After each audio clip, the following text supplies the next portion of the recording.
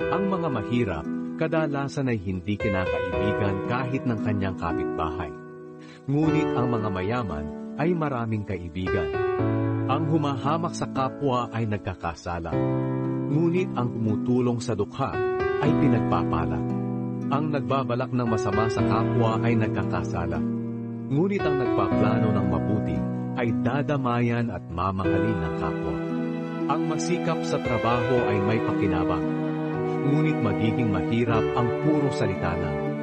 Ang karangalan ng taong marunong ay ang kanyang kayamanan. Ngunit ang hangal ay lalo pang madadagdagan ang kahangalan. Ang tapat na saksi ay nagliligtas ng buhay. Ngunit taksil ang saksing sinungaling. Ang taong may takot sa Panginoon ay may kasiguraduhan at siya ang kandungan ng kanyang sambahayan.